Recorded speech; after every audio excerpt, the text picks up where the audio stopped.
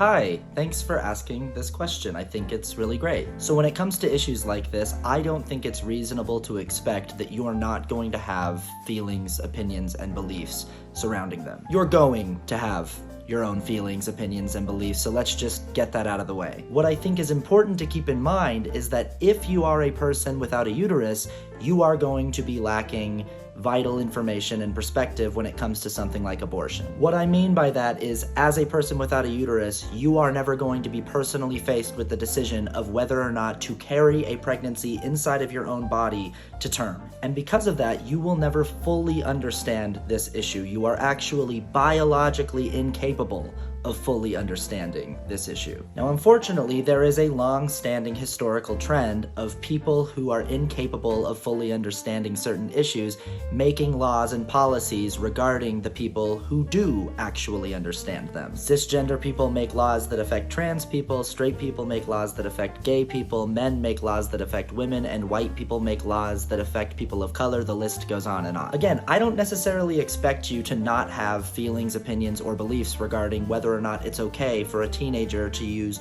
puberty blockers or to do hormone replacement therapy. What I do expect is that if you are a cisgender person, you will have enough self-awareness to realize that you will never understand what it's like to consider the decision of whether or not to medically transition. You'll never understand what it's like to look in the mirror and think, the only way I can think of saving my own life and being comfortable in my own skin is to do this. You can't understand it. It's just an experience you're never going to have. So, are you allowed to have feelings, thoughts, and opinions about issues concerning people who have a different lived experience than you? Yes, of course you are. It's gonna be pretty much impossible for you to not have them. But in my humble opinion, if you are a person who is incapable of fully understanding these issues on a visceral level, and you have a take that is anything other than support of people who do understand them fully, I think you should keep that take to yourself. It takes a certain amount of self-awareness, humility, and the ability to self-reflect, and those are things that you have to practice. I think you should practice saying something like, I may have a different belief on that, but I acknowledge that I don't have all of the necessary information to weigh in any useful or meaningful way. Hope that makes sense. Hope that helps. Thanks for the question. Just a quick note on the video you just watched. I use the term, I have a dog running around.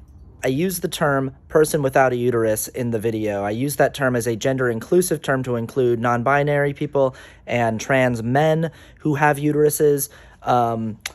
And I had some people in the comments on TikTok say, what about me? I once had a uterus, but I had a hysterectomy. I had it removed. Do I still count?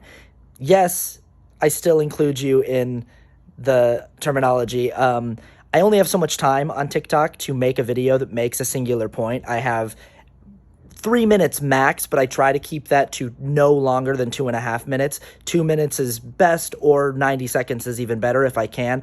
I have to try to keep the videos focused and on the tracks. If I go into tempting tangential territory, it's really easy to derail the entire video and make the video about something else entirely. If I were to spend 30 seconds of that video explaining what I mean by the gender-inclusive terminology that I'm using, it would threaten to make the video about something that it's not about. It would become a video about gender-inclusive terminology and language instead of a video about why men and people without uteruses, who were born without uteruses, who never had uteruses, who never could experience abortion, probably shouldn't comment on abortion with anything other than support of bodily autonomy. So I hope that makes sense. Hope you enjoyed this weird little addendum that I get to do on YouTube. Okay, I'll see you at the next video. Bye-bye. America sucks because of people like you. America